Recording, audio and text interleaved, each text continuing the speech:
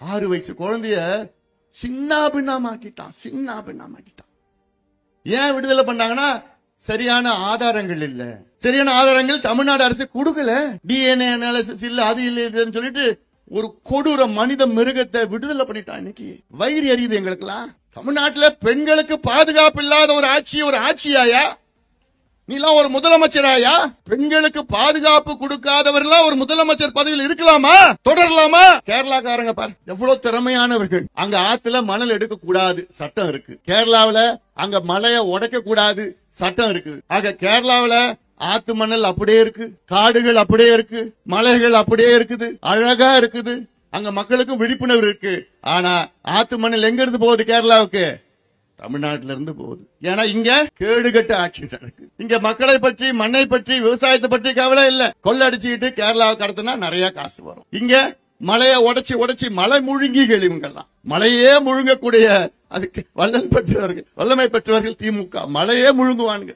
இந்த நாகராஜா கோயில்ல இதுக்கு முன்பு எதிர்க்க ஒரு குளம் இருந்தது, நல்ல பெரிய குளம், கோவில் குளம் இருந்தது. அந்த கோவில் குளத்தை பார்த்தா மெதுவா கொஞ்சமா துந்து இன்னைக்கு பார்த்தா அது சிமெண்ட் போட்டு மூடிட்டான். இன்னைக்கு நான் போலீஸ்ல கம்ப்ளைண்ட் கொடுக்கலான்னு இருக்கேன். குளத்தை காணோம், அந்த வடிவேல் கிணத்தை காணோம்னு கம்ப்ளைண்ட் கொடுப்பாங்க போலீஸ் ஸ்டேஷன். அதே மாதிரி நாகராஜா கோயிலோட குளத்தை காணும். 6 மாசம் முடிச்சோன்னு நம்ம ஆட்சி வரும். நம்ம ஆட்சி வந்து நானே வந்து அந்த குளத்தை தோண்டுவேன். மனசாட்சி இல்லாத இங்க ஒரு திமுக ஆட்சி நடக்குது.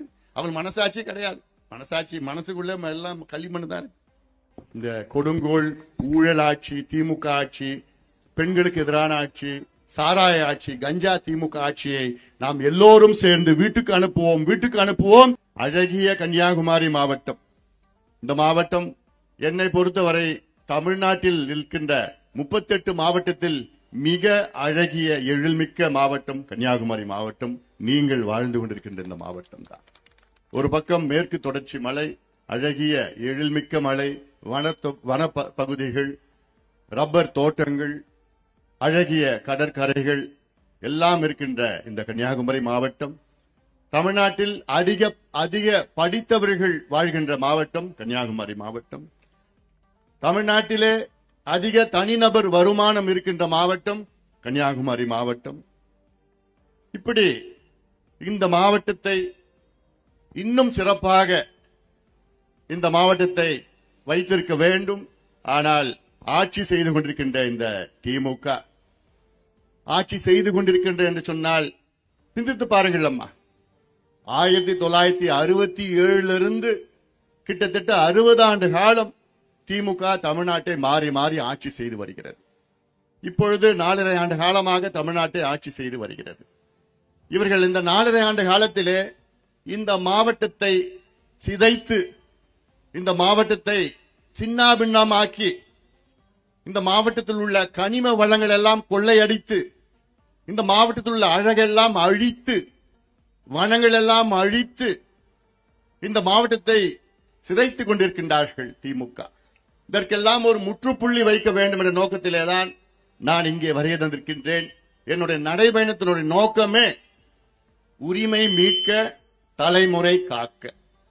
உங்களுக்கு எவ்வளவு உரிமைகள் இருக்கிறது, குறிப்பாக பெண்கள், உங்களுக்கு எவ்வளவு உரிமைகள் இருக்கிறது. நம்முடைய அரசியல் சாசனம், கான்ஸ்டிடியூஷன் ஆஃப் இந்தியாவில் உங்களுக்கு பல உரிமைகள் இருக்கிறது. உங்கள் பிள்ளைகளுக்கு எவ்வளவு உரிமைகள் இருக்கிறது. இளைஞர்களுக்கு, மாணவர்களுக்கு, மீனவர்களுக்கு, நெசவாளர்களுக்கு, அரசு ஊழியர்களுக்கு, தொழிலாளர்களுக்கு, வியாபாரிகளுக்கு, இப்படி அடுக்கடுக்காக அத்துணை பாட்டாளி வர்க்கத்திற்கு பல உரிமைகள் இருக்கிறது. அந்த உரிமைகள் என்னன்னு இன்னைக்கு உங்களுக்கு தெரியல. ஏதோ வந்தமா, வாழ்ந்தமா, போனமா, யார் ஆட்சி வந்தாலும் எனக்கு கவலை இல்லை. அந்த நிலையில தான் இன்னைக்கு தமிழ்நாட்டு மக்கள் இருந்து வருகிறார்கள். இல்லையே இப்படிப்பட்ட ஒரு கேடுகட்ட ஆட்சியை தமிழ்நாட்டு மக்கள் தேர்வு செய்திருப்பார்களா? எவ்வளவு பெரிய தவறை நீங்கள் செய்திருக்கிறீர்கள். 4.5 ஆண்டுக்கு காலமாக ஆட்சி செய்கின்ற இந்த திமுக ஸ்டாலின் அவர்கள் தலைமையிலே மிக மோசமான ஆட்சி. இந்தியாவுக்கு சுதந்திரம் கிடைத்து 78 ஆண்டுகள் ஆகிறது. இந்த 78 ஆண்டுகள மிக மோசமான ஆட்சி இப்பொழுது நடைபெற்றுக் கொண்டிருக்கிறது. அதில் உங்களுக்கு தெரியுமா தெரியலையான்னு அதுக்கு எனக்கு தெரியல. அதற்கு பல உதாரணங்கள் என்னால சொல்ல முடியும். திமுக ஏன் மீண்டும் ஆட்சிக்கு வர வேண்டும் என்ற ஒரே ஒரு காரணம் யாராவது சொல்லுங்க பார்க்கலாம். திமுக ஏன் மறுபடியும் ஆட்சிக்கு வரணும்? ஏதாவது ஒரு காரணம், ஏதாவது ஒரு நல்லது, உங்க வீட்டுக்கு நல்லது, உங்க பிள்ளைகளுக்கு நல்லது, ஏதாவது ஒண்ணுத்த கூட சொல்ல முடியாது. என்னால ஏன் ஆட்சிக்கு வரக்கூடாதுன்னு ஆயிரக்கணக்கான காரணங்கள் என்னால சொல்ல முடியும். தமிழ்நாடு முழுவதும் பல காரணங்கள் இருக்கிறது. இந்த கன்னியாகுமரி மாவட்டத்தில் எவ்வளவு காரணங்கள் இருக்கிறது. தினம் பார்த்த ஆயிரக்கணக்கான லாரிகள் கேரளாவுக்கு கடத்திட்டு போறாங்க கனிம வளத்தை. மேற்கு தொடர்ச்சி மலையெல்லாம் நமக்கு இயற்கை கொடுத்த வரம். சில நாட்களுக்கு முன்பு கேரளாவில் வயநாடுன்னு ஒரு பகுதியில் நிலச்சரிவு ஏற்பட்டது. நூற்றுக்கணக்கான மக்கள் அதில் இறந்தார்கள். அதற்கு என்ன காரணம் தெரியுமா? இதே போன்று அங்க கனிம வளத்தை கொள்ளடிச்சு திடீர்னு பார்த்தா மழை பெஞ்சு அப்படியே ஒரு சரிவு, நூற்றுக்கணக்கான பேர் அப்படியே போயிட்டாங்க. அதே நிலை கன்னியாகுமரி மாவட்டத்தில் வரும் என்று நான் இன்னைக்கு எச்சரிக்கிறேன். நான் கன்னியாகுமரியில மட்டுமில்ல, தென்காசி, திருநெல்வேலி, என்னைக்கு திமுக ஆட்சிக்கு வந்தாங்களோ அன்னைக்கு கொள்ளையோ கணக்கு கிடையாது. 4 வழி சாலை போடுறாங்க. அந்த காரணத்தை காட்டி இருக்கிற மலையெல்லாம் கொள்ளடிச்சு கேரளாக்காரங்க பாரு எவ்வளவு திறமையானவர்கள். கேரளாவில் அங்க ஆத்துல மணல் எடுக்க கூடாது சட்டம் இருக்கு. கேரளாவில் அங்க மலையை உடைக்க கூடாது சட்டம் இருக்குது. கேரளாவில் அங்க விவசாய நிலத்தை விவசாயத்துக்கு மட்டும்தான் பயன்படுத்தணும்னு சட்டம் இருக்குது. கேரளாவில் சுற்றுச்சூழலை பாதுகாக்கணும்னு சட்டம் இருக்குது. ஆக கேரளாவில் ஆத்து மணல் அப்படியே இருக்கு, காடுகள் அப்படியே இருக்கு, மலைகள் அப்படியே இருக்குது, அழகா இருக்குது. அங்க மக்களுக்கும் விழிப்புணர்வு இருக்கு. ஆனா ஆத்து மணல் எங்க இருந்து போகுது? கேரளாவுக்கு தமிழ்நாட்டில இருந்து போகுது. ஏன்னா இங்க கேடுகட்ட ஆட்சி நடக்குது. இங்க மக்களை பற்றி, மண்ணை பற்றி, விவசாயத்தை பற்றி கவலை இல்ல. கொள்ளடிச்சுக்கிட்டு கேரளாவுக்கு கடத்தினா நிறைய காசு வரும். இங்க மலையை உடைச்சி மலை முழுங்கிகள் இவங்கெல்லாம் மலையே முழுங்கக்கூடிய அதுக்கு வல்லமை பெற்றவர்கள் திமுக. மலையே முழுங்குவானுங்க. இப்படி ஒவ்வொன்றாக உங்களுடைய எதிர்காலம் யார்? உங்க பிள்ளைகள். அவர்களுடைய வாழ்க்கையை அன்றாடம் கெடுத்து கொண்டிருக்கின்ற திமுகவை வீட்டுக்கு அனுப்புகின்ற காலம் நேரம் வந்துவிட்டது. நிச்சயமாக செய்யணுமா? நான் உங்ககிட்ட 2 காரணம் சொல்றேன் ஏன் திமுகவுக்கு நீங்க ஓட்டு போடக்கூடாது. என்னுடைய தாய் குலம், என்னுடைய தாய்மார்கள், என்னுடைய சகோதரிகள், ஏன் நீங்க திமுகவுக்கு மறுபடியும் ஓட்டு போடக்கூடாதுன்னு 2 முக்கிய காரணம் நான் சொல்றேன். இந்த 2 காரணமும் உங்களே சம்பந்தப்பட்ட காரணம். இது ஏதோ தமிழ்நாடு அரசியலோ தமிழ்நாடு பிரச்சனை கிடையாது. உங்களை தனிப்பட்ட முறையிலே சம்பந்தப்பட்ட 2 காரணம். அதுல 1 உங்கள் பிள்ளைகளை சார்ந்த காரணம். உங்கள் பிள்ளைகள், உங்கள் பேர பிள்ளைகளை சார்ந்த காரணம். அது என்ன காரணம்? தமிழ்நாட்டில் தெருவா இந்த போதைப் பொருட்கள், இந்த கஞ்சா, இந்த காக்கைன், ஹெராயின், அபின், மித்தேல் ஆம்பெட்டமின், இது போன்ற போதைப் பொருட்கள் தெருவா வித்துட்டு இருக்கிறாங்க. இந்தியாவிலே இதுக்கு முன்பு பஞ்சாப்ல தான் வித்தாங்க. ஆனா இன்னைக்கு பஞ்சாபை விட அதிகமா இன்னைக்கு தமிழ்நாட்டில் வித்துட்டு இருக்கிறாங்க. இதுல யாரு பயன்படுத்துறாங்கன்னு தெரியாது. உங்க பிள்ளைகள் பயன்படுத்துறாங்களா, பேர பிள்ளைகள் பயன்படுத்த யாருக்குமே தெரியாது. உங்களுக்கும் தெரியாது, யாருக்கும் தெரியாது. நாளைக்கு அப்படி ஒரு சூழல் உருவாகலாம். ஏன் நான் சொல்றேன்னா, நான் ஒரு டாக்டர், MBBS படிச்ச நான் மருத்துவன். முன்னாள் மத்திய சுகாதாரத்துறை அமைச்சராக நான் 5 ஆண்டு காலம் நான் பணியாற்றினேன். இந்தியாவுடைய சுகாதாரத்துறையில 5 ஆண்டு காலம் நான் அமைச்சரா இருந்தேன். 5 ஆண்டு காலம் அமைச்சரா இருந்த நேரத்தில் கிராமத்துல அங்கே மருத்துவம் அதிகமா வசதி பெறணும்னு சொல்லிட்டு தேசிய கிராமப்புற சுகாதார திட்டம் நான் கொண்டு வந்தேன். இந்த திட்டம் உலகத்தில் மிகப்பெரிய சுகாதார திட்டம் என்று ஐநா சபை பாராட்டியது. அது மட்டுமல்ல, இன்னைக்கு நீங்க 108 ஆம்புலன்ஸ் பார்த்திருக்கீங்களாமா? 108 ஆம்புலன்ஸ் ஒரு போன் பண்ணா, அவசரத்துக்கு போன் பண்ணா வரும். பிரசவ வலி துடிச்சா போன் பண்ணா வந்து அம்மாவும் குழந்தையும் காப்பாத்திட்டு போவோம். ஆக்சிடென்ட் ஆச்சுன்னா, விபத்து வந்துடுச்சுன்னா போன் பண்ணா 108 வரும்.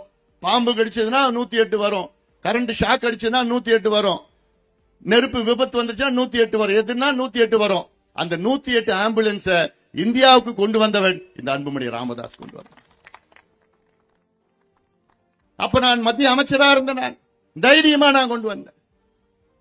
இன்னொன்னு நீங்க பார்த்திருப்பீங்க, பொது இடங்களில் புகைப்பிடிக்க கூடாதுன்னு சட்டத்தை இந்தியாவில் கொண்டு வந்தேன். இதுக்கு முன்பு சினிமா தியேட்டருக்கு போனா சிகரெட் பிடிச்சிட்டு இருப்பான், பீடி பிடிச்சிட்டு இருப்பான். பஸ்ல போனா சிகரெட் பீடி பிடிப்பான், ட்ரெயின்ல பீடி சிகரெட் பிடிப்பானுங்க. எங்கேயாவது உள்ள அலுவலகத்துக்கு போனா பீடி சிகரெட் பிடிப்பான். இன்னைக்கு யாருமே பிடிக்க முடியாது. ஏன்னா அந்த சட்டத்தை கொண்டு வந்தவன் இந்த அன்புமணி ராமதாஸ். இப்படி மக்களுக்கு நல்ல திட்டங்கள், நல்ல சட்டங்களை நான் எனக்கு வாய்ப்பு கிடைத்தது அப்ப கொண்டு வந்தேன். ஏன்னா உங்க பிள்ளைகள் அதை பார்த்து கெடு போக கூடாது. உங்க பிள்ளைகளோட நலன் கருதி, அடுத்த தலைமுறையோட நலன் கருதி தான் இந்த திட்டங்களை நான் கொண்டு வந்தேன். தமிழ்நாட்டிற்கு எனக்கு துடிச்சிட்டு இருக்கிறேன், எனக்கு ஆத்திரமா இருக்கிறேன், நான் கோபமா இருக்கிறேன். ஏன் அன்றாடம் லட்சக்கணக்கான இளைஞர்கள் தமிழ்நாட்டில் திருட்டுத்தனமா தெரியாம, அவங்க குடும்பத்துக்கு தெரியாம இந்த போதை மாத்திரை சாப்பிடுறான், இந்த போதை பவுடர் பயன்படுத்துறான், இந்த போதை இன்ஜெக்ஷன் எடுத்துக்கிறான், கஞ்சா சாக்லேட் சாப்பிடுறான், கஞ்சா எண்ணெய் பயன்படுத்துறான், கஞ்சா ஸ்டாம்ப்னு ஒண்ணு இருக்கு. அந்த ஸ்டாம்ப் பேப்பர் மாதிரி இருக்கு, அதை எடுத்து நாக்கில் வச்சுக்கிட்டு கிளாஸ் ரூம்ல உட்கார்ந்து இருக்கிறான், பள்ளிக்கூடத்தில் உட்கார்ந்து இருக்கிறான், கல்லூரியில் பள்ளிக்கூடத்தில் உட்கார்ந்து இருக்கிறான். ஏன்னா இது சகஜமா கிடைக்குது. இல்லனா இவங்க யாரும் பயன்படுத்த மாட்டாங்க. எங்க போய் வாங்க போறான்? இல்லனா அவன் பக்கத்துல தெருவுல கிடைக்குது, பக்கத்து ஊர்ல கிடைக்குது. இங்க நாகர்கோவில் நகரத்துல மட்டும் இல்ல, பக்கத்துல கிராமத்துல கிடைக்குது. அதுக்கு காரணம் யாருன்னா முதலமைச்சர் ஸ்டாலின் அவர்கள் தான் 100 விழுக்காடு காரணம். திமுக தான் காரணம். இந்த கஞ்சாவையும் போதைப் பொருட்களையும் ஒழிக்க துப்பில்லாத ஒரு ஆட்சி நடக்குது. அதனாலதான் எனக்கு கோபம் வருது. என்னுடைய நடைபயணம் பேர் என்ன? உரிமை மீட்க, தலைமுறை காக்க. தலைமுறைனா யாருமா? உங்க பிள்ளைகளும் உங்க பேர பிள்ளைகள் தான் தலைமுறை. அவங்க தான் நம்ம நாட்டை காப்பாத்த போறாங்க. இன்னைக்கு அவங்க கெட்டு போனாங்கன்னா நம்ம நாட்டை யாரைய காப்பாத்துவா? அவங்க கெட்டு போறாங்கன்னா காரணமே திமுக தான். விற்க விடுறாங்க இவங்க. இன்னும் சொல்ல போனா நிறைய இடத்துல திமுக காரனா வித்துட்டு இருக்கிறான். 6 வயசு குழந்தைய ஒருத்தவன் கொடூரமான முறையில கொலை பண்ணான். பிடிச்சிட்டாங்க. அவனை பிடிச்சி தண்டனை கிடைச்சது. 46 வருஷம் தண்டனை கிடைச்சது. இந்த தண்டனை சென்னை உயர்நீதிமன்றத்திலே உறுதிப்படுத்திட்டாங்க. ஆனா உச்சநீதிமன்றம் போய் மேல்முறையீடு போனான். அங்க பார்த்தா உச்சநீதிமன்றம் என்ன சொன்னாங்க? அவனை விடுதலை பண்ணிட்டாங்க. இன்னைக்கு 6 வயசு குழந்தைய சின்னாபின்னமாக்கிட்டான். ஏன் விடுதலை பண்ணாங்கன்னா சரியான ஆதாரங்கள் இல்ல. சரியான ஆதாரங்கள் தமிழ்நாடு அரசு கொடுக்கல. டிஎன்ஏ அனாலிசிஸ் இல்ல, அது இல்லைன்னு சொல்லிட்டு ஒரு கொடூர மனித மிருகத்தை விடுதலை பண்ணிட்டான். இன்னைக்கு வயிறு எரியுது எங்களுக்கெல்லாம். தமிழ்நாட்டில் பெண்களுக்கு பாதுகாப்பு இல்லாத ஒரு ஆட்சியாயா? நீலாம் ஒரு முதலமைச்சராயா? பெண்களுக்கு பாதுகாப்பு கொடுக்காதவர்களாம் ஒரு முதலமைச்சர் பதவியில் இருக்கலாமா? தொடரலாமா? தகுதி இல்லாதவர்கள் இவர்கள். அந்த ஆதங்கம் தான் எனக்கு. அதான் எனக்கு ஆதங்கம். அதனால தான் நான் சொல்ல 2 பெரிய காரணமா திமுக மறுபடியும் ஆட்சிக்கு வராது. அது உறுதியா வராது. உங்க கையில தான் இருக்குது. அதுவும் தப்பி தவறி வந்துட்டாங்கன்னா உன் பிள்ளைகள், பேர பிள்ளைகளோட எதிர்காலம், பெண் பிள்ளைகளோட எதிர்காலம். நானும் 3 பெண் பிள்ளைகளை பத்திருக்கேன். 3 பொண்ணுங்க எனக்கு. எனக்கும் அந்த ஆதங்கம் இருக்கு. உங்களை போன்ற எனக்கும் அந்த ஆதங்கம் இருக்கு. ராத்திரில இல்ல, பகல்லே வெளியில போக முடியல. குடிச்சுக்கிட்டு போதையில கைய பிடிக்கிறான், விசில் அடிக்கிறான், கிண்டல் பண்றான், இழுத்துட்டு போறான், அது பண்றான், இது பண்றான். என்ன அதுல என்னன்னா நிறைய பேர் வெளியில வரமாட்டாங்க சொல்றதுக்கு. சொன்னா அசிங்கம், குடும்பம் பேரு கெட்டு போயிடும். அப்படிதான் வெளியில நிறைய வரது இல்ல. நமக்கு தெரிஞ்சதெல்லாம் தைரியமா சில பேர் வராங்க வெளியில, அவ்வளவுதான். தினம் நடக்குது தமிழ்நாட்டில், தினம் நடக்குது. காரணம் ஸ்டாலின் முதலமைச்சர். அவரும் சரி, அவங்க அப்பாவும் சரி, கலைஞரும் சரி. அவர் தான் கலைஞர் தான் புல்லார் சுழி போட்டு வச்சார். தமிழ்நாட்டில் 30 வருஷமா சாராய கடை கிடையாது. கலைஞர் என்னைக்கு முதலமைச்சர் ஆனாரோ தமிழ்நாட்டில், அன்னைக்கு சாராய கடையை மறுபடியும் திறந்தார். மறுபடியும் திறந்து 3 தலைமுறைகளை நாசப்படுத்தினார் கலைஞர் அவர்கள். 3 தலைமுறைகள் யாரு? உங்க வீட்டுக்காரு, உங்க தாத்தா, உங்க அப்பா, உங்க பிள்ளைங்க. எல்லார் குடும்பத்திலயும் தான் இருக்குது. எல்லார் குடும்பத்திலும் பிரச்சனை இருக்குது. எல்லார் குடும்பத்திலும் யாராவது ஒருத்தர் குடிநோயாளிகளா இருக்கிறார்கள். காரணம் யாரு? கலைஞர் அவர்கள், திமுக அவர்கள். அவரை விட மோசம் இன்னைக்கு அவருடைய புள்ள ஸ்டாலின் அவர்கள். கஞ்சா, காக்கேன், ஹெராயின் இதெல்லாம் எங்கன்னா நம்ம பார்த்தது கேள்விப்பட்டதும் கிடையாதுமா. வெள்ளக்கார அமெரிக்காவில தான் கிடைக்கும். இதெல்லாம் அமெரிக்காவை விட அதிகமா வித்துட்டு இருக்கிறான் தமிழ்நாட்டில். இன்னைக்குன்னா அது ஒரு துப்பில்லாத ஒரு ஆட்சி, கெடுகட்ட ஒரு ஆட்சி, திறமை இல்லாத ஒரு ஆட்சி நடக்குது தமிழ்நாட்டுல. நீங்கள் அவசியமா நீங்க சிந்திக்கணுமா? சிந்திங்க. ஆனா தேர்தல் நீங்க கோபமா இருக்குது தெரியும் எனக்கு. ஆனா தேர்தல் நேரத்துல ஒரு மூட்டையை தூக்கிட்டு வருவான், ராத்திரில வருவான். என்ன மூட்டைமா? அரிசி மூட்டையா? பருப்பு, எண்ணெய், மண்ணெண்ணெய், பண மூட்டை எடுத்துட்டு வருவான். எங்க எப்படி பணம்? இங்க உங்க ஊர்ல மலையை கொள்ளடிச்சா, கடல் மணலை கொள்ளடிச்சா, ஆத்து மணல கொள்ளடிச்சா, இப்படி கொள்ளடிச்சுதான் மூட்டை தூக்கிட்டு வந்து ராத்திரில 1 மணிக்கு கதை தட்டுவான். வா 1000 2000 வச்சுக்கோ, எங்களுக்கு ஓட்டு போடு. ஆனா இப்பெல்லாம் என்ன பண்றான்? என்ன ஜிபேல பண்ணிடுறான். இப்போ நான் ஊர்ல இல்லைங்க, நீங்களே போன் பண்ணி கேட்டிருப்பீங்க. வரலன்னா ஏன் வரல? நான் என்கிட்ட 4 ஓட்டு இருக்குது, ஏன் என்கிட்ட வரலன்னு கேக்குறீங்க. அதான் நடக்குது. அதான் சரிதானே? நான் எதுவும் யதார்த்தமா தானே பேசுறேன். நான் உங்களுக்கு தனிப்பட்ட முறையில பேசல, நான் பொதுவா தான் நான் பேசுறேன். அந்த மாதிரி ஆயிடுச்சு. அந்த மாதிரி மனநிலையை கொண்டு வந்துட்டான். ஒரு காமராசர், கர்ம வீரர் காமராசர் அவர்கள் ஆட்சி தான் நேர்மையான ஒரு ஆட்சி. 9 ஆண்டு காலம் மிக நேர்மையான ஒரு ஆட்சி. உங்க பிள்ளைங்க படிக்கிறதுக்கு பள்ளிக்கூடத்தை திறந்தார். சரி, படிச்சா போதாது, காலியான வயதுல படிக்க முடியாதுன்னு சொல்லி சோறையும் போட்டார். ஆனா இவங்க என்ன பண்ணிட்டாங்க தெரியுமாமா? திமுக இன்னைக்கு காமராஜர் திறந்த பள்ளிக்கூடத்தெல்லாம் மூடிட்டு வராங்க. எவ்வளவு பெரிய அநியாயம் அது! பள்ளிக்கூடத்தை மூடுறாங்கன்னா இவங்களால ஆட்சி செய்யறது தகுதி கிடையாது, திறமை இல்லை இவர்களுக்கு. ஒரு பள்ளிக்கூடத்தை மூடணுவாங்களா? யாராவது மூடுவாங்களா? ஒரு பள்ளிக்கூடம் உங்க பிள்ளைகள் படிக்கிறது, அரசு பள்ளிக்கூடம், இலவசமா தரமான கல்வி கொடுக்கணும். ஆனா பள்ளிக்கூடத்தை மூடுறதுக்கு ஒரு ஆட்சி தேவையா? ஆட்சியா? அதனால்தான் நான் சொல்லிட்டு இருக்கிறேன். நான் பண மூட்டை எடுத்துட்டு வருவானுங்க. அதனால நீங்க அதுல மயங்கிடாதீங்க, தயவு செய்து மயங்கிடாதீங்க, தயவு செய்து மயங்கிடாதீங்க. அன்னைக்கு உங்க பிள்ளைகள், உங்கள் பேர பிள்ளைகள், உங்கள் பெண் பிள்ளைகள் பத்தி ஞாபகம் வச்சுக்கோங்க, ஞாபகம் வச்சுக்கோங்க. இன்னைக்கு நான் உங்ககிட்ட நான் ஓட்டு கேட்க வரல, நான் இங்க ஓட்டு கேட்க வரல. நான் வந்த காரணமே உங்களுக்கு தெளிவுபடுத்த நான் வருகை தந்திருக்கின்றேன். இன்னைக்கு நீங்க ஒரு முடிவு பண்ணுங்க. என்ன முடிவு? வருகின்ற தேர்தலில் யார் வர வேண்டும் என்பதை விட யார் வரக்கூடாது என்று முடிவெடுங்கள். யார் வரணும்னு அது அப்புறம் பார்த்துக்கலாம். இன்னைக்கு யார் வரக்கூடாது அந்த முடிவை இன்னைக்கு எடுங்க. யார் வரக்கூடாது? திமுக வரக்கூடாது. யார் வரக்கூடாது? திமுக வரக்கூடாது. ஏன் வரக்கூடாது? நான் சொன்ன காரணங்கள் எல்லாம் இன்னும் எவ்வளவு காரணங்கள் இருக்கு. தேர்தலுக்கு முன்பு தெரு தெருவா உங்ககிட்ட வந்து வாக்குறுதிகள் கொடுத்தாங்கல்ல, எத்தனையோ வாக்குறுதி கொடுத்தாங்க உங்ககிட்ட. நாங்க ஆட்சிக்கு வந்தா அந்த வானத்தை விழா வளைப்போம், நாங்க ஆட்சிக்கு வந்தா உங்களுடைய கல்வி கடன், உங்க பிள்ளைகளுடைய கல்வி கடன் எல்லாம் ரத்து பண்ணுவோம் சொன்னோம்.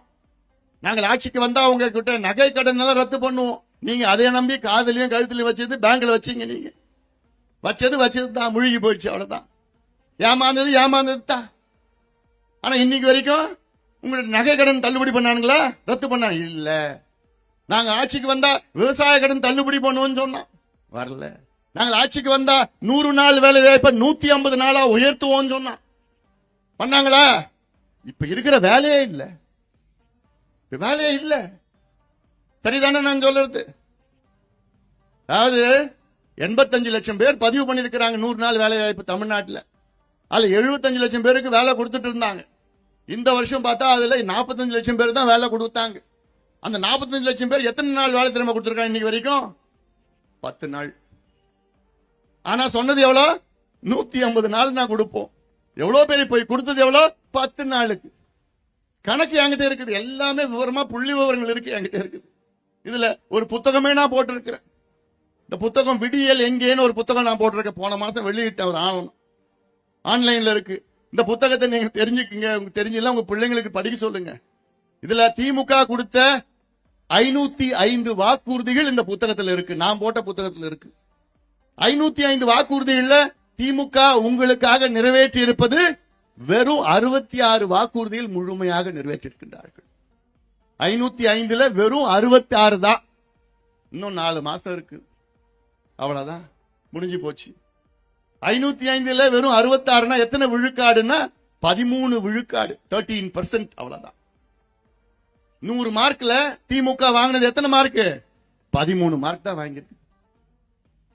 13 மார்க் வாங்கினா பாஸா ஃபெயிலா? ஃபெயில். 35 மார்க் வாங்கினதான் பாஸ், 13 மார்க் வாங்கினா ஃபெயில் ஆயிடுச்சு திமுக. ஃபெயிலான கட்சி மறுபடியும் ஆட்சிக்கு வரலாமா? தூக்கி போடுங்க திமுகவை, தூக்கி போடுங்க. வேண்டாம், உங்களுக்கு ஆள்வதற்கு தகுதி கிடையாது, ஆள்வதற்கு திறமை கிடையாது, திறமை கிடையாது, இவர்களுக்கு தகுதி கிடையாது. இதை நான் எங்க வேணா நான் சேலஞ்ச் பண்ணுவேன், எங்க வேணா நான் சேலஞ்ச் பண்ணுவேன். நாங்கள் ஆட்சிக்கு வந்தவுடன் நாங்கள் நீட்டு தேர்வை ரத்து பண்ணுவோம்.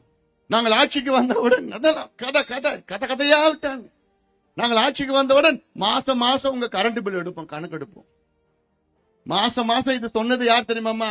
15 ஆண்டுகளுக்கு முன்பு நான் சொன்னேன். 15 ஆண்டுகளுக்கு முன்பு நான் சொன்னேன், மாசம் மாசம் கரண்ட் பில் எடுக்கணும், 2 மாசம் ஒரு முறை எடுக்க கூடாது. மாசம் மாசம் கரண்ட் பில் எடுத்தீங்கன்னா உங்க கரண்ட் பில் கிட்டத்தட்ட 30% குறையும். ஏன்னா ஸ்லாப் இருக்கு, 100 யூனிட், 500 யூனிட், 1000 யூனிட் ஸ்லாப். ஒரு ஸ்லாபுக்கு போச்சுன்னா அப்படியே டபுள் ஆயிடும். மாசம் மாசம் எடுத்தா அந்த ஸ்லாப் குறையும், அடுத்த கட்டத்துக்கு போவார். இதெல்லாம் நாங்க சொன்னோம். ஆனா இதெல்லாம் சத்தியம் பண்ணாங்க திமுகவில். நாங்க ஆட்சிக்கு வந்தா இதெல்லாம் நாங்க செய்வோம்னு சத்தியம் பண்ணாங்க திமுகவில். ஆனா ஒரு சத்தியத்தை கூட நிறைவேற்றல. இவ்வளவு பெரிய ஒரு பித்தலாட்டம், இவ்வளவு பெரிய ஒரு 420 ஏமாற்று வேலை திமுக செய்து கொண்டிருக்கின்றார்கள். நம்பாதீங்க திமுகவை, மறுபடியும் நம்பாதீங்க. எனக்கு ஒரு வேதனையான ஒரு விஷயம் என்னன்னா, திமுகவுக்கு 3 முறை நீங்கள் வெற்றியை கொடுத்தீர்கள். நீங்கள்னா தமிழ்நாட்டு மக்கள் 3 தேர்தலில் தொடர்ந்து 2019 நாடாளுமன்ற தேர்தல் நடந்தது. அதுல திமுகவுக்கு 40 எம்பி இல்ல 39 எம்பி கொடுத்தீங்க, பாண்டிச்சேரி தமிழ்நாடு சேர்த்து. 2021 முதலமைச்சர் ஸ்டாலின் அவர்களை முதலமைச்சர் ஆக்கினீங்க, திமுகவை ஆட்சிக்கு கொண்டு வந்தீங்க. 2024 40 எம்பில 40மே திமுக கொடுத்தீங்க. 40க்கு 40 3 தேர்தலில் நீங்க திமுக வெற்றியை கொடுத்தீங்க.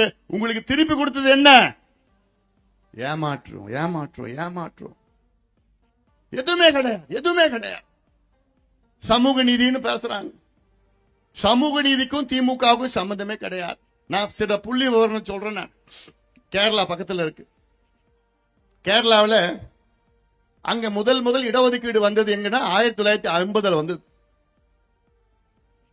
அப்போ அங்க 50 விழுக்காடுல 10 விழுக்காடு தாழ்த்தப்பட்ட மக்கள், பட்டியலின மக்களுக்கு 40 விழுக்காடு பிற்படுத்தப்பட்ட மக்கள்.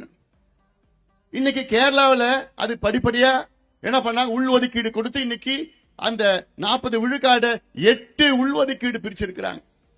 கேரளாவில் இன்னைக்கு எப்படின்னா 2.5 விழுக்காடுக்கு மேல் இருக்கின்ற சமுதாயத்திற்கு தனியாக இடஒதுக்கீடு உள்ஒதுக்கீடு கொடுப்பாங்க. ஒரு உதாரணம் நான் சொல்ல, மீனவர் சமுதாயம் தமிழ்நாட்டில் அவங்க 2% மேல தமிழ்நாட்டில் இருந்தாங்கன்னா அவங்களுக்கு தனி ஒதுக்கீடு கொடுக்கும். நாடார் சமுதாயம் இருக்கு, 2% மேல இருந்தாங்கன்னா தனி உள்ஒதுக்கீடு இல்ல தனி ஒதுக்கீடு. இப்படி சமூக நீதி. இதுக்கு என்ன வேணும்னா இன்னைக்கு தமிழ்நாட்டில் கணக்கெடுப்பு வேணும். கணக்கெடுப்பு நடத்தினாதான் யார் எந்த சமுதாயம் எந்த நிலையில் இருக்கிறாங்கன்னு தெரிய முடியும். ஆனால் ஸ்டாலின் அவர்கள் கணக்கெடுப்பு நடத்த மறுக்கிறார். கணக்கெடுப்புனா என்ன தெரியுமா? இப்போ ஒரு திட்டம், நீங்க இப்ப பஸ் பாஸ் கொடுத்தாங்க.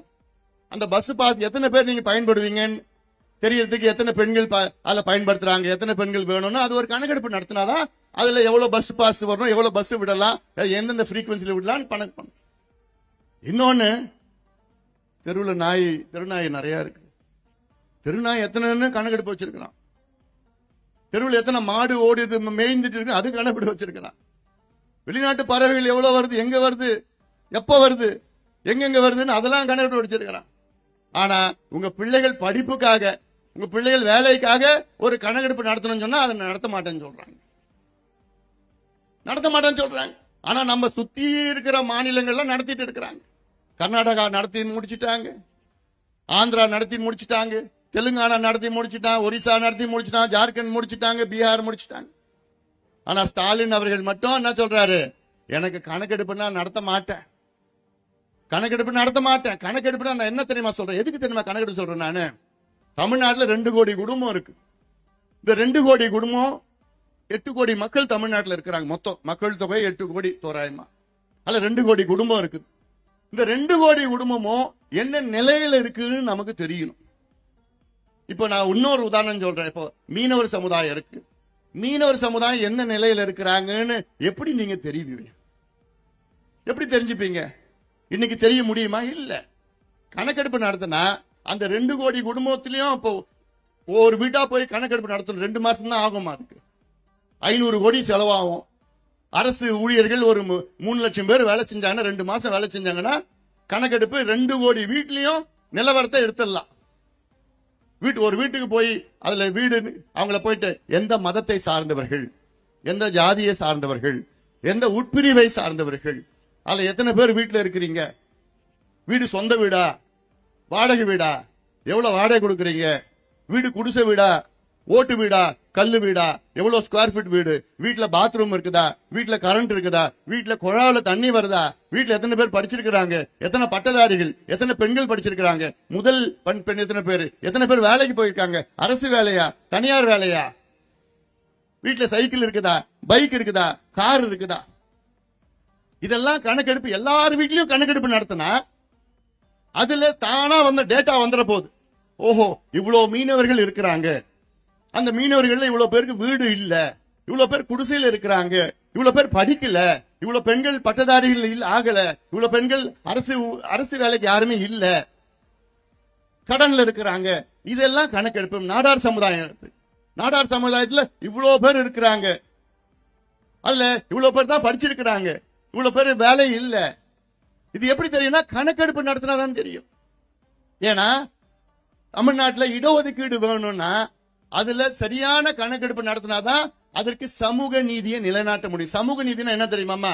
பாதாளத்தில் இருக்கின்ற சமூகங்கள் எல்லாம் மேல வரணும். பாதாளத்தில் இருக்கின்ற சமூகங்கள் காலகாலமாக நம்மளை அடக்கி ஒடுக்கி வஞ்சிக்கப்பட்டு அடிமையாக்குனார்கள். அந்த காலத்துல ஜாதி பேரை வச்சு, இந்த ஜாதி இப்படிதான் இருக்கணும், அந்த ஜாதி அங்க வரக்கூடாது, இந்த ஜாதி தெருவில் வரக்கூடாது, இந்த ஜாதி மரம் ஏறணும், இந்த ஜாதி மேல புடவை மேல போட்டுக்கூடாது, இப்படி எல்லாம் அந்த காலத்துல ஜாதியை வச்சுதான் அடக்குமுறை பண்ணாங்க. அப்போ அடக்குமுறை செய்து இன்னைக்கு அந்த அப்படிப்பட்ட சமூகங்கள் எல்லாம் படிக்கணும், வேலைக்கு வந்தாதான் அவங்க முன்னேற முடியும்னா அது யார் யாருக்கு வேலை கிடைக்கல, யார் யாருக்கு படிப்பு இல்லைன்னு எப்படி தெரியும்? கணக்கெடுப்பு நடத்தணும். அது நடத்தினாதான் தெரியும்.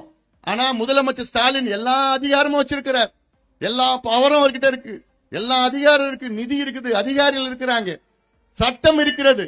ஆனா வேணுமே சொல்றார் ஸ்டாலின் அவர்கள் என்னன்னு, எனக்கு அதிகாரம் இல்லை, நான் தமிழ்நாட்டில் கணக்கெடுப்பு நடத்த மாட்டேன், சாதிவாரி கணக்கெடுப்பு நாங்க கேட்கிறோம். சரி, உங்களுக்கு இந்த சாதி பேரை பிடிக்கலையா, சமூக நீதி கணக்கெடுப்புன்னு வச்சுக்கோங்க, இல்ல கலைஞர் கணக்கெடுப்புன்னு பேர் மாத்திக்கோங்க, நாங்க ஏத்துக்கிறோம். ஏதோ ஒரு பேர்ல கணக்கெடுப்பு நடத்துங்க. அதுல இன்னொரு காரணம் ஏன் கணக்கெடுப்பு நடத்தணும்னா, தமிழ்நாட்டில் மட்டும்தான் இந்தியாவில் அதிக இடஒதுக்கீடு இருக்கு, 69 விழுக்காடு. அந்த இடஒதுக்கீடு அதை கெடுப்பதற்கு ஒரு வழக்கு உச்சநீதிமன்றத்தில் அங்கே தாக்கல் செய்திருக்கின்றார்கள். அந்த வழக்கு எப்போனா வரும். அது வந்துச்சுன்னா நீதிபதி கேட்கிற முதல் கேள்வி, தமிழ்நாட்டில் கணக்கெடுப்பு நடத்திட்டீங்களான்னு கேட்க போறாங்க. நடத்தலன்னா 69 விழுக்காடு இடஒதுக்கீடு ரத்து பண்ணிடுவாங்க. இல்ல இன்னொரு வகையான நான் போடுறேன். இப்போ பிசி இருக்குது, பிசினா பேக்வர்ட் கிளாஸ். இந்த பிசில 140 சமுதாயங்கள் இருக்கிறது. இந்த 140 சமுதாயத்துல சில சமுதாயம் ரொம்ப பின்தங்கி இருக்கிறது, சில சமுதாயம் அதிலே முன்னேறி இருக்கிறது. முன்னேறி இருக்கிற சமுதாயம் எல்லாம் இன்னைக்கு நல்ல வசதியா இருக்கிறாங்க, நல்ல பெரிய வீடு வச்சிருக்கிறாங்க, நல்ல கான்வென்ட்ல படிக்கிறாங்க, உங்க பிள்ளைங்க டியூஷன் பண்றாங்க, கோச்சிங் சென்டர்ல நீட் சென்டர்ல போய் 5 லட்சம் கொடுத்து வேலைக்கு கோச்சிங் பண்றாங்க. TNPSC, UPSC, civil service, IIT, ஜிக்கு அதுக்கு கோச்சிங் போறாங்க. 10 லட்சம், 5 லட்சம், 20 லட்சம் கோச்சிங் போறாங்க. அவங்க ஏன்னா அதுல நிறைய பணம் வச்சிருக்கிறாங்க, பொருளாதாரம் பெரிய பணக்காரங்களா இருக்காங்க. அதே பேக்வர்ட் கிளாஸ்ல பணம் இல்லாம எத்தனையோ சமூகங்கள் இருக்கிறது, ரொம்ப மோசமான நிலையில இருக்கிறது, கிராமத்தில் வாழ்ந்து கொண்டிருக்கிறது, படிப்பறிவு இல்ல, கவர்மெண்ட் ஸ்கூல்ல படிக்கிறாங்க. கவர்மெண்ட் ஸ்கூல்ல ஒரு ஏழை ஒரு விவசாய குடும்பத்தில் இருக்கிற அந்த சமூகத்தில் டவுன்ல இருக்கிற அவங்க கூட போட்டி போட முடியுமா? கவர்மெண்ட் ஸ்கூல்ல படிச்சவங்களுக்கும் கான்வென்ட்ல படிச்சும் போட்டி போட முடியுமா? முடியாது. ஆனா அதே அந்த சமூகத்துக்கும் இந்த சமூகம் ஒரே கேட்டகரியில் இருக்கிறாங்க, ஒரே குரூப்ல இருக்கிறாங்க. இந்த கணக்கெடுப்பு நடத்தி அந்த பிசியில 140 சமுதாயத்துல யார் யாருக்கு கிடைக்கலையோ அவங்களுக்கு தனி ஒதுக்கீடு கொடுக்கணும், உள்ஒதுக்கீடு கொடுக்கலாம். தமிழ்நாட்டில் 39 வருஷமா பேக்வர்ட் கிளாஸ், அதுல 50 விழுக்காடு பேக்வர்ட் கிளாஸ்ல 250 சமுதாயம் இருந்தது. பிறகு ஐயா மருத்துவர் ஐயா வந்த பிறகுதான் அதில் 89ல தான் அது எம்பிசின்னு அதுல பிரிச்சாங்க. இப்ப கூட கிட்டத்தட்ட 32 வருஷமா அப்படிதான் இந்த நிலையில தான் இருக்கு. ஆக இன்னைக்கு கணக்கெடுப்பு நடத்தினாதான் எல்லாருக்கும் தெரியும், யாருக்கு இல்லையோ அவங்களுக்கு கிடைக்கும். இது முதலமைச்சர் அவர்கள் மிகப்பெரிய சமூக நீதி துரோகத்தை பண்ணியிருக்கார். சமூக நீதிக்காக துரோகத்தை முதலமைச்சர் பண்ணிட்டு இருக்கிறார். இதெல்லாம் நீங்கள் சிந்தித்து பாருங்கள், சிந்தித்து பாருங்கள். நிச்சயமாக இந்த கணக்கெடுப்பு நடத்தினாதான், ஏமா இது ஏன் பிரச்சனையோ இவங்க பிரச்சனை கிடையாது, நான் சொல்ற கணக்கெடுப்பு உங்க பிரச்சனை.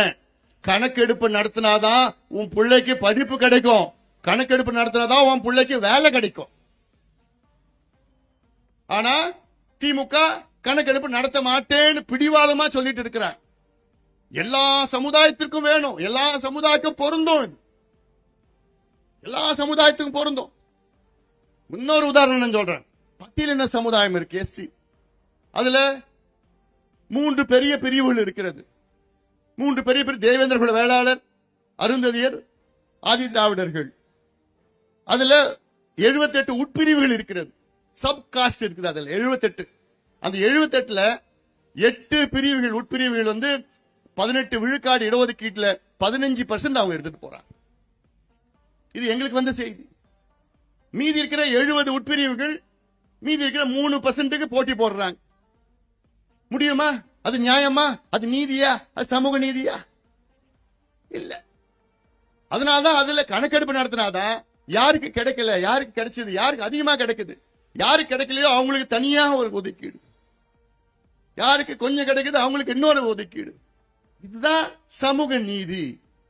ஆனா இது நான் செய்யவே மாட்டேன், இது நான் செய்யவே மாட்டேன் அப்படின்னு ஒரு துரோகத்தை செய்து கொண்டிருக்கின்ற ஸ்டாலின் அவர்கள், முதலமைச்சர் அவர்கள், நான் இது துரோகமா பார்க்கல, இது நான் கோழையா நான் பார்க்கிறேன். இது கோழைத்தனம். துரோகம் மட்டும் இல்ல, நம்பிக்கை துரோகம், கோழைத்தனம், கோழைத்தனம். கர்நாடகா, ஆந்திரா, தெலுங்கானா, ஒரிசா, ஜார்க்கண்ட், பீகார்ல எடுத்து முடிச்சிட்டாங்க. கர்நாடகாவோட உயர் நீதிமன்றமும் அதை ஏத்துக்கிட்டாங்க, பீகார் உயர் நீதிமன்றமும் ஏத்துக்கிட்டாங்க, இந்தியாவோட உச்ச நீதிமன்றமும் அதை ஏத்துக்கிட்டாங்க. மாநில அரசும் கணக்கெடுப்பு நடத்தலாம்னு ஏத்துக்கிட்டாங்க. நாங்க கேட்கறது சென்சஸ் கேட்கல, சர்வே கேட்கிறோம். Caste survey, not census. ஆனா நாங்க செய்ய மாட்டோம், செய்ய மாட்டோம். இப்படி எல்லாம் மிக மோசடி செய்து கொண்டிருக்கின்ற திமுகவுக்கு நீங்க சரியான பாடத்தை புகட்டுவீங்க. ஒரு சமீபத்தில் ஒரு செய்தி வந்ததுமா, என்னன்னா தமிழ்நாட்டில் இந்த 3 வருஷத்துல 1968 விவசாயிகள் தற்கொலை செய்து கொண்டிருக்கின்றார்கள். எவ்வளவு துயரமான செய்தி. 1968 விவசாயிகள் ஒவ்வொரு வருஷமும் 600 பேர் 700 பேர் தற்கொலை பண்ணிக்கிறாங்க விவசாயிகள். ஏன்? கடன் தொல்லையால். அதை பத்தி யாராவது பேசுறாங்களா? யாராவது செய்தி வருதா? பேப்பர்ல வருதா? டிவில வருதா? போன்ல வருதா? வாட்ஸ்அப்ல வருதா? இல்ல. எவ்வளவு பேர். ஒரு விவசாயி கூட நம்ம இழக்க கூடாது. ஏன்னா நமக்கு சோறு போடுற கடவுள் விவசாயிகள்.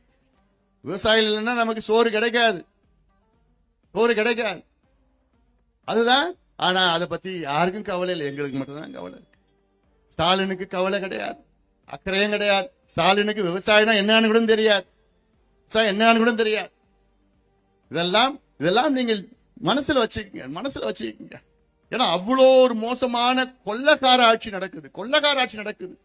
மணல கொள்ளடிச்சு டாஸ்மார்க் மூலமா எவ்வளோ வருமானம் வந்துட்டு இருக்கு, எவ்வளோ கொள்ள அடிச்சிட்டு இருக்கிற ஸ்டாலின் அவர்கள் ஆட்சி, திமுக ஆட்சியை அகற்றுங்கள், அகற்றுங்கள். உங்க பிள்ளைகளை காப்பாத்துங்க, பேர பிள்ளைகளை காப்பாத்துங்க, உங்க வாழ்க்கையை காப்பாத்துங்க, நம் வருங்கால சந்ததியினரை காப்பாற்றணும், நம்முடைய இயற்கை வளங்களை காப்பாற்ற வேண்டும், காப்பாற்ற வேண்டும். சொன்னாங்கல்ல, இந்த மாவட்டத்தில் எவ்வளவு பிரச்சனைகள் இருக்கு. மீனவர் சமுதாயத்தின கடல் கரையில் இருக்கிறாங்க. அதுல சாதாரணமா மீன் வளைவு, அந்த சின்ன சின்ன கல்லை கொட்டிட்டு சின்னதா துறைமுகம் கிடையாது, அது மீன் வளைவு, தூண்டில் வளைவுன்னு சொல்லுவாங்க. மீன் வளைவு, தூண்டில் வளைவுன்னு சொல்லுவாங்க. அதுல படகுகளை நிறுத்தி வைக்கணும், அவ்வளவுதான். அதை பண்ண முடியல இவங்களால, அதை செய்ய முடியல. அது சாதாரண திட்டம் என்ன பொறுத்த வரைக்கும். அங்கங்கே செஞ்சுட்டு போகணும். அதெல்லாம் அதுல மீன் பதப்படுத்துகின்ற பகுதி எதுவுமே கிடையாது. ஏதோ பிடிக்கிறாங்க வைக்கிறாங்க, அவ்வளவுதான். அதுவும் நட்டம் தான். இங்க விவசாயம் எதுவும் கிடையாது. விவசாயம் எவ்வளவு அழகான ஒரு பகுதி. இங்க அதிகமா தமிழ்நாட்டில் அதிகமா ரப்பர் தோட்டம் இங்கதான் இருக்கு. ஆனா ஒரு ரப்பர் தொழிற்சாலை இங்க இருக்கா? ஒண்ணு கூட கிடையாது. ஒண்ணு கூட கிடையாது. அதை பத்தி கவலை இருக்கா முதலமைச்சருக்கு? எதுவுமே கிடையாது. தினம் வருவாரு, 2 மணி நேரம் கால் ஷீட் கொடுப்பார். கால் ஷீட் என்னன்னு தெரியுமாமா? நடிகர்கள் நடிக்கிறதுக்கு கால் ஷீட் கொடுப்பாங்க. வருவாங்க, நான் 6 மணி நேரம் கால் ஷீட் சொல்லுவாங்க. காலையில 6ல இருந்து 12 வரைக்கும் கால் ஷீட் கொடுப்பாங்க. அதுக்குள்ள டைரக்டர் அவர் படத்தெல்லாம் எடுத்து முடிச்சிடணும். 12 மணிக்கெல்லாம் வீட்டுக்கு போயிடுவாங்க. அதுதான் இங்க முதலமைச்சர் தினம் 2 மணி நேரம் வருவாரு, கேமராக்கு முன்னாடி ஆக்ஷன் சொல்லுவாங்க, ஏதோ படிப்பாரு, படிச்சுட்டு வீட்டுக்கு போயிடுவாரு. இதுதான் நடக்குது. எனக்கு தெரியும், அதனால நான் சொல்றேன். இது சும்மா அவர் கிண்டல் பண்ணணும் நான் சொல்ல, கேலி பண்ணணும் நான் சொல்ல, உண்மைதான் நான் சொல்லிட்டு இருக்கேன். ஆனா அவருக்கு எதுவும் தெரியல, என்ன நடக்குதே தெரியல, நிர்வாகம் என்ன நடக்குதுன்னு தெரியல. கன்னியாகுமரி மாவட்டத்தில் தான் நான் சொல்றேன், அதிக படித்தவர்கள். கன்னியாகுமரி மாவட்டத்தில் அதிக அரசு ஊழியர்கள் இங்க இருக்கின்றார்கள், ஆசிரியர்கள் இங்க இருக்கின்றார்கள். அரசு ஊழியர் தமிழ்நாட்டிலே அதிக அரசு ஊழியர்கள் கன்னியாகுமரி மாவட்டத்தில் இருந்தாங்க. ஆனா போன எலெக்ஷன் என்ன தெரியுமா பண்ணாங்க? அரசு ஊழியர்கள்லாம் தெரு தெருவா போய் திமுக பிரச்சாரம் பண்ணாங்க, வீடு வீடா போய் பிரச்சாரம் பண்ணாங்க. ரொம்ப இங்க மட்டும் இல்ல, தமிழ்நாடு முழுவதும் பிரச்சாரம் பண்ணி திமுக தான் வரணும், திமுக வரும் பிரச்சாரம், பெரிய பிரச்சாரம் பண்ணாங்க அரசு ஊழியர்கள். என்னன்னு ஸ்டாலின் அப்ப அரசு ஊழியர்களுக்கு ஒரு வாக்குறுதி கொடுத்தார்.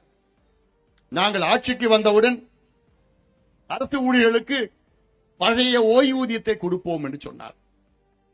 இந்த புத்தகத்தில் போட்டிருக்கு 10 வாக்குறுதிகள் அரசு ஊழியர்களுக்கும் ஆசிரியர்களுக்கும் போக்குவரத்து ஊழியர்களுக்கும் கொடுத்தாரு. 10 வாக்குறுதிகள். அந்த 10ல ஒன்னே ஒண்ணுதான் நிறைவேற்றிருக்கிறார் ஸ்டாலின் அவர்கள்.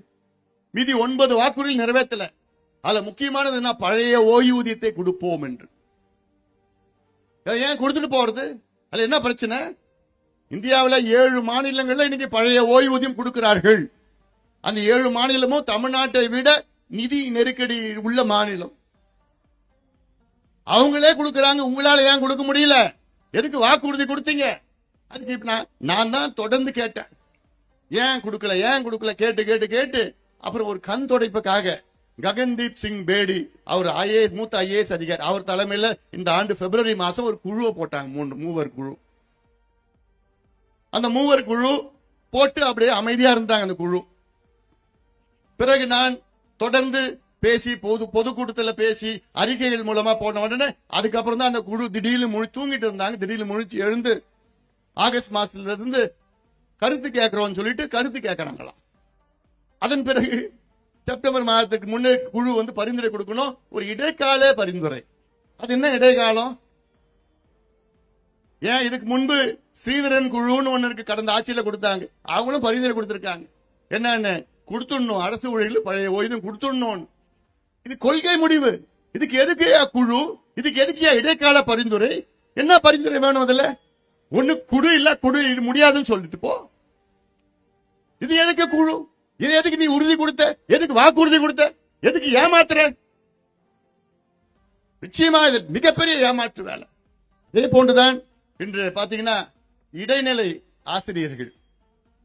இடைநிலை ஆசிரியர்கள் இதுல என்னன்னா 2009 மார்ச் மாதம் 31ஆம் தேதிக்கு பிறகு நியமனம் செய்ய ஆசிரியர்கள், இடைநிலை ஆசிரியர்கள், அவங்களுக்கும் 2009 மார்ச் மாதம் மே மாதம் 2009 மே மாதம் 31ஆம் தேதிக்கு முந்தைய நியமனம் செய்யப்பட்ட ஆசிரியர்களுக்கும் மே மாதம் 31ஆம் தேதிக்கு பிறகு நியமனம் செய்ய இடைநிலை ஆசிரியர்களுக்கும் எவ்வளவு தெரியுமா ஊதியத்தில் வித்தியாசம்? 16,000 ரூபாய். 2009க்கு பிறகு மே 31க்கு பிறகு நியமனம் செய்ய ஆசிரியர்கள் 16,000 ரூபாய் குறைவா வாங்குறாங்க சம்பளம், குறைச்சு கொடுக்கறாங்க சம்பளம். ஏன் ஏன் தெரியல. ஒரு கொள்கை முடிவு. என்ன கொள்கையா முடிவு? 2 பேரும் ஒரே மாதிரி தான் வேலை செய்யறாங்க, 2 பேரும் ஒரே மாதிரி தான் பாடம் நடத்துறாங்க, 2 பேரும் பிள்ளைகளுக்கு ஒரே கத்துக் கொடுக்கத்தான் பண்ணிட்டு இருக்கிறாங்க. ஆனா அவங்களுக்கு 16,000 குறைவு. என்ன காரணம்? ஏன் கொடுக்க கூடாது? அவங்க போராடினா அவங்களுக்கு ஜெயில போடுறது, பிடிச்சி போடுறது, கொடுமைப்படுத்துறது. அது இல்லாம இவங்க ஆட்சிக்கு அங்க டெம்பரரியா எவ்வளவு பேர் ஆசிரியர்கள் நியமனம் பண்ணாங்க. 5,000 ரூபாய் சம்பளம், 5,000 ரூபாய் சம்பளம். நினைச்சு பாருங்க, ஆசிரியர்கள் இந்த கணினிக்கு, தையலுக்கு, பயிற்சிக்கு, இதெல்லாம் இன்னைக்கு என்னன்னா ஏதோ சண்டை போட்டு 7,500 ரூபாய் 7,500 ரூபாய் வச்சு குடும்பம் நடத்த முடியுமாமா? எவ்வளவு கஷ்டப்படுறாங்க இந்த ஆசிரியர்கள். ஆனா மனசாட்சி இல்லாத ஸ்டாலின், நாங்கள் ஆட்சிக்கு வந்தவுடன் இவங்களுக்கு பணி நிலைப்பு செய்வோம், இப்படியெல்லாம் மோசடி செய்த திமுக மோசடி செய்து கொண்டிருக்கிறது. ஆசிரியர் குடும்பங்கள்லாம் இன்னைக்கு கொந்தளிப்பா இருக்கிறாங்க, கோபத்தில் இருக்கின்றார்கள். தமிழ்நாட்டில் அரசு அதாவது கலை மற்றும் அறிவியல் கல்லூரி 180 இருக்கு. அதுல 100 கல்லூரியில முதல்வர்கள் பிரின்சிபல் கிடையாது. அதுல இருக்கிற உதவி பேராசிரியர்கள் இருக்கின்றார்கள். 10,500 உதவி பேராசிரியர்கள் எவ்வளவு தெரியுமா இடம் காலியா இருக்கு? 9,000 இடம் காலியா இருக்கு. 10,500 பேர் தான் மொத்தம், அதுல 9,000 இடம் காலியா இருக்குது. பிறகு இந்த பிள்ளைங்க எப்படியா படிப்பாங்க? காலேஜுக்கு எப்படி போவாங்க? யார் பாடம் கத்து கொடுப்பாங்க? இதெல்லாம் நிச்சயமா மக்கள் நீங்க எல்லாம் கேட்கணும், கேள்வி கேட்கணும். பள்ளிக்கூடம் எடுத்துக்கங்க. பள்ளிக்கூடம் நேத்து கூட சொன்னேன், இன்னைக்கு காலையில கூட சொன்னேன். நான் என்ன சொன்னேன்? தமிழ்நாட்டில் 10 வருஷத்துக்கு முன்பு தமிழ்நாட்டில் அரசு பள்ளிக்கூடத்தில் 75 லட்சம் பிள்ளைங்க படிச்சாங்க. அரசு பள்ளிக்கூடம் கவர்மெண்ட் ஸ்கூல்ல 75 லட்சம் பிள்ளைங்க கவர்மெண்ட் ஸ்கூல்ல 10 வருஷத்துக்கு முன்பு படிச்சாங்க. அதே 10 வருஷத்துக்கு முன்பு தனியார் பள்ளிக்கூடத்தில் 36 லட்சம் பேர் தான் படிச்சாங்க. ஆனா இன்னைக்கு கவர்மெண்ட் பள்ளிக்கூடத்தில் 52 லட்சம் பேர், 75 லட்சத்திலிருந்து குறைஞ்சது 52 லட்சமா குறைஞ்சு போச்சு. ஆனா தனியார் பள்ளிக்கூடத்தில் பிரைவேட் ஸ்கூல்ல 36 லட்சமா இருந்தது, இன்னைக்கு 65 லட்சமா உயர்ந்திருக்கிறது. எவ்வளவு மோசடி இது, எவ்வளவு மோசடி இது. அதை விட மோசடி என்னன்னா, இதுல அரசு பள்ளிக்கூடம் எவ்வளவு தெரியுமா? 37,500 அரசு பள்ளிக்கூடம். தனியார் பள்ளிக்கூடம் எவ்வளவு தெரியுமா? வெறும் 12,500 தனியார் பள்ளிக்கூடம். 12,500 தனியார் பள்ளிக்கூடத்துல 65 லட்சம் பேர் படிச்சிட்டு இருக்காங்க. ஆனா 37,500 அரசு பள்ளிக்கூடத்துல 52 லட்சம் பேர் படிச்சிட்டு. வெக்க கேடுதெல்லாம், கேடு கட்ட அரசு இதெல்லாம். ஆள தெரியாத, தகுதியற்ற, திறமையற்ற, இல்லாத அரசு. இவங்களுக்கு என்ன நிர்வாகம் செய்யறதுன்னு தெரியல. தமிழ்நாட்டில் தொடக்கப்பள்ளி 4,000 தொடக்கப்பள்ளி இருக்கு, 4,000க்கு மேல இருக்கு. அதுல 4,000 பள்ளிகள்ல ஒரே ஒரு ஆசிரியர் தான் இருக்கிறார். Single teacher school. தொடக்கப்பள்ளினா 1ஆவதுல இருந்து 5ஆவது வரைக்கும், 1ஆவதுல இருந்து 5ஆவது வரைக்கும் ஒரு வாதியார் தான் கத்துக் கொடுக்கிறாராம். 1ஆவதுக்கு 2ஆவது 3ஆவது 4ஆவது 5 கிளாஸுக்கு ஒரு வாதியார்னா எந்த காலத்துல இருக்கும்? நம்ம டைம் ஆச்சா? சுதந்திரத்துக்கு முன்பு. அப்போதான் ஒரு வாதியார் 5 கிளாஸ் எடுப்பாரு, 7 கிளாஸ் எடுப்பாரு. ஆனா நம்ம சுதந்திரம் கிடைச்சு 78 வருஷம் ஆகுதியா, இன்னும் அதையா 5 கிளாஸுக்கு ஒரு வாதியார் வச்சிருக்கீங்க? ஏன் உங்களுக்கு எல்லாம் வெக்கலாம் இல்லையா? உங்களுக்கு எல்லாம் ஏன் என்னையா பண்ணிட்டு இருக்கீங்க? எதுக்கு ஒரு பள்ளித்துறைன்னு கல்வித்துறைன்னு வச்சிருக்கீங்க? நீங்க மூடிட்டு போங்களேன். எதுக்கு ஒரு அமைச்சர் அதிகாரி எதுக்கு வச்சிருக்கீங்க? தமிழ்நாட்டில் 1 லட்சம் வகுப்பறையில ஒரு வாதியார் தான், ஒரு வாதியாரோட இல்ல. 1,66,000 வகுப்பறைகள் இருக்கு தமிழ்நாட்டில். அதுல 66,000 வகுப்பறையில ஆதியார் இருக்காங்க. 1 லட்சம் வகுப்பறையில ஆசிரியர்கள் கிடையாது. ஆனா சமீபத்தில் ஒரு விழா, கல்வியில் சிறந்தது தமிழகம். படுபாங்களா, எப்படியா ஏமாத்துவீங்க? இப்படியே இதுக்கு ஒரு விளம்பரம், இதுக்கு எங்க இருந்தோ முதலமைச்சரை வர வச்சுக்கிட்டு இதுக்கு ஏமாத்து வேலை, இதுக்கு விளம்பரம் பார்த்து பேப்பர்ல பெரிய பெரிய விளம்பரம், ஒண்ணுமே நடக்கல. ஏமாத்து வேலை. கல்வித்துறையா படுமோசம், சுகாதாரத்துறையா அதை விட மோசம், விவசாயத்துறையா மைனஸ் வளர்ச்சி, வளர்ச்சி நெகட்டிவ்ல போயிட்டு இருக்கு. இது கூட பார்த்தா தஞ்சாவூர்ல பாத்தீங்கன்னா 40 லட்சம் மூட்டை மழையில நனைஞ்சு நாசம். 40 லட்சம் மூட்டை.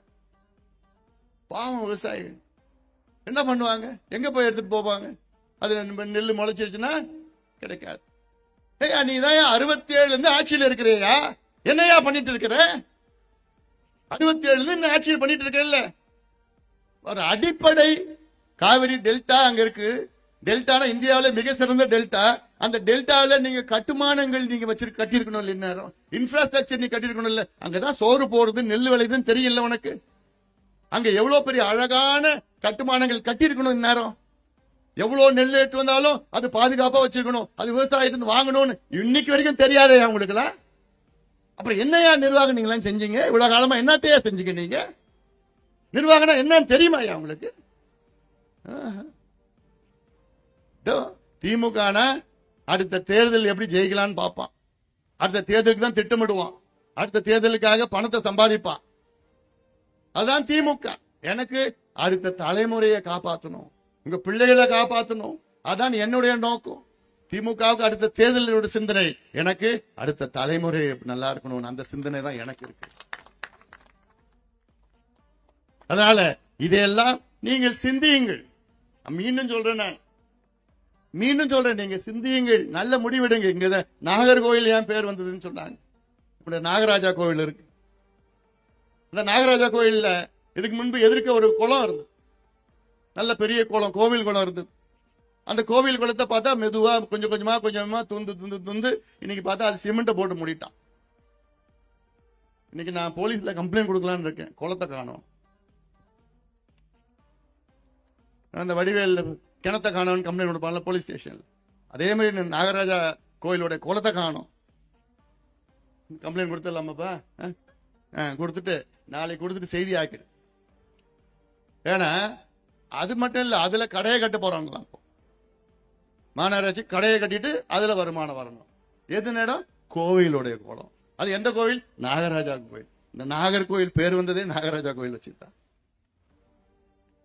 ஆனா கவலைப்படாதீங்க, இன்னும் ஒரு 6 மாசம் பொறுத்துக்குங்க.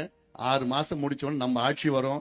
நம்ம ஆட்சி வந்தா நானே அந்த குளத்தை தோண்டுவேன், நானே குளத்தை எடுக்கிறேன். குளத்தை மறுபடியும் தோண்டி தண்ணியை விட்டு, என்னோட கடமை. அதனால இதெல்லாம் எவ்வளவு மக்களுடைய பிரச்சனைகள். இதெல்லாம் மனசாட்சி இல்லாத இங்க ஒரு திமுக ஆட்சி நடக்குது. அவள் மனசாட்சி கிடையாது. மனசாட்சி மனசுக்குள்ள எல்லாம் களிமண் தான் இருக்கு, மண்ணு தான் இருக்குது. அதனால இப்படி ஒரு ஆட்சி, கொள்ளடிக்கிறதுக்காக ஒரு ஆட்சி, அதுக்கு நீங்க வாய்ப்பு கொடுத்தீங்க. தயவு செய்து மறுபடியும் வாய்ப்பு கொடுக்காதீங்க. உங்க குடும்பத்தையும் நாசப்படுத்திட்டாங்க, மக்களையும் நாசப்படுத்தி, நம்மளுடைய பண்பாடு, நாகரிகம், கலாச்சாரம் எல்லாத்தையும் அழிச்சு முழிச்சுட்டாங்க. தமிழ்னு ஆட்சிக்கு வந்த திமுக இன்னைக்கு தமிழுக்காக என்ன நீங்க பண்ணீங்க?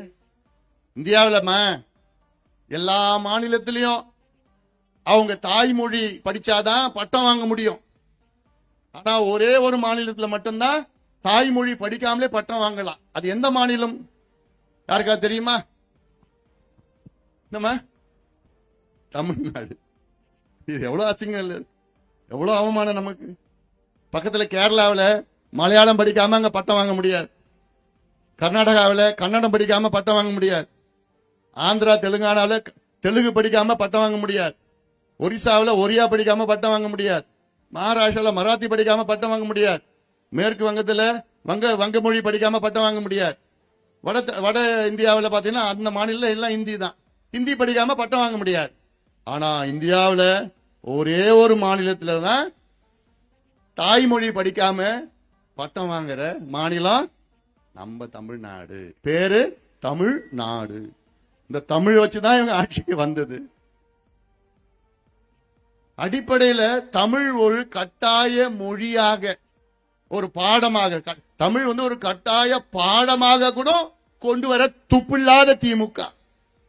தமிழ ஒரு கட்டாய பாடமா கொண்டு வர முடியல. அது நாங்க கோரிக்கை வச்சோம், 2006 கொண்டு வந்தாங்க. ஆனா கேஸ், ஏன் அந்த வழக்கை உங்களால வாதாட முடியாதா? வழக்கை கொண்டு வர முடியாதா?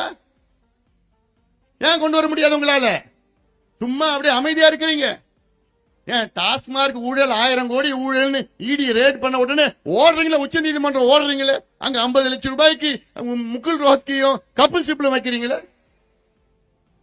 ஏன் தமிழ் ஒரு பாடத்தை, கட்டாய பாடத்தை கொண்டு வரதுக்கு ஏன் நீங்க மெத்தனமா அமைதியா இருக்கிறீங்க? நினைச்சா நீங்க உச்ச நீதிமன்றம் போறீங்க, எதுக்கு எல்லாம் போறீங்க? இதுக்கு ஏன் போல? இந்த கேஸ் வழக்கு அப்படியே அமைதியா நிலுவையில் இருக்கு, ஏன் கொண்டு வர முடியல உங்களால? மனசு இல்ல, தெரியாது, அதை பத்தி கவலை இல்ல. ஏன்னா நீங்க எல்லாம் எப்படி அவன் நினைச்சிட்டு இருக்கான், நீங்க எல்லாம் ஏமாளிகள், தமிழக மக்கள் என்ன ஏமாளிகள், சினிமா காமிச்சா போதும். அதாவது அந்த காலத்துல மன்னர்கள் ஆட்சியில மக்கள் கொஞ்சம் கோபமா இருந்தா கூத்தும் குடியும் கொடுப்பாங்க. ஐயோ கோபமா இருக்கா, கூத்து போடுறா, ஆம்பளைகளும் குடியை கொடுத்துருவாங்க, போதை ஏத்திடுவாங்க. இவெல்லாம் கை தட்டிட்டு மண்ணா வாழ்க மண்ணா வாழ்கன்னு ஒரு 6 மாசம் கடத்திடுவாங்க. 6 மாதத்துக்கு அப்புறம் மறுபடியும் மக்கள் கொஞ்சம் கோபமா இருந்தா மறுபடியும் கூத்து குடி. இதேதான் நடக்குது. உங்களுக்கு டாஸ்மாக் கடையை திறந்து விட்டுட்டு கஞ்சா கிஞ்சா கொடுத்து விட்டு சினிமாக்கள் டிவி சீரியல் போட்டு ஆனா இவங்க கொள்ளடிச்சுட்டே இருக்கிறாங்க. எங்களை போன்றவர்கள் தான் தொண்டை தண்ணி வத்தி நாங்க பேசிட்டு இருக்கோம். தெரு தெருவா போறோம், ஊர் ஊரா போயிட்டு நடைபயணத்துல இருந்து பண்ணிக்கிட்டு போராட்டம் பண்ணி ஆர்ப்பாட்டம் பண்ணி ஜெயிலுக்கு போய் எல்லாம் பண்ணிட்டு இருக்கோம். நாங்க எதுக்கு? உங்க புள்ள குட்டிங்க நல்லா இருக்கணும், தமிழ்நாடு காப்பாற்றணும், தமிழ்நாடு நல்லா இருக்கணும், நம்ம இயற்கை வளத்தெல்லாம் பாதுகாக்கணும், சுற்றுச்சூழலா பாதுகாக்கணும், நம்ம மலைகள்லாம் பாதுகாக்கணும், ஆறுகள்லாம் பாதுகாக்கணும், ஏரி குள கண்மாயெல்லாம் பாதுகாத்தாதான் வருங்கால சந்ததியினர்கள் சந்தோஷமா இருப்பாங்க. அந்த நோக்கத்துக்காகத்தான் இங்கே நான் உங்களை இன்று சந்தித்திருக்கின்றேன். இதெல்லாம் நீங்க நான் மறுபடியும் சொல்றேன், இங்க நான் ஓட்டு கேட்க வரல. உங்களுக்கு தெளிவுபடுத்தி விழிப்புணர்வு ஏற்படுத்தி நீங்க அமைதி புரட்சி நடத்தணும். நீங்க அமைதியான ஒரு புரட்சி, உங்க மனசுல ஒரு புரட்சி நடத்தணும், அமைதியா புரட்சி.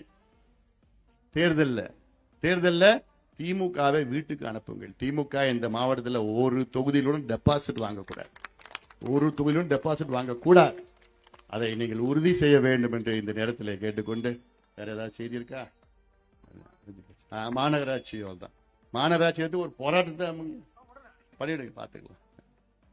அதனால இந்த நிகழ்ச்சியை மிக சிறப்பாக ஏற்பாடு செய்த நம்முடைய அத்துணை நிர்வாகிகளுக்கும், இங்கே என்னுடன் வருகின்ற அத்துணை நிர்வாகிகளுக்கும் மிக சிறப்பான இந்த நிகழ்ச்சி, அவர்கள் அத்தனை பேருக்கும் என்னுடைய வாழ்த்துக்கள் பாராட்டுகளை தெரிவிக்கின்றேன். மறுபடியும் சொல்றோமா, இந்த கொடுங்கோல் ஊழல் ஆட்சி, திமுக ஆட்சி, பெண்களுக்கு எதிரான ஆட்சி, சாராய ஆட்சி, கஞ்சா திமுக ஆட்சியை நாம் எல்லோரும் சேர்ந்து வீட்டுக்கு அனுப்புவோம். நாம் உரிமைகளை மீட்டெடுப்போம். நன்றி.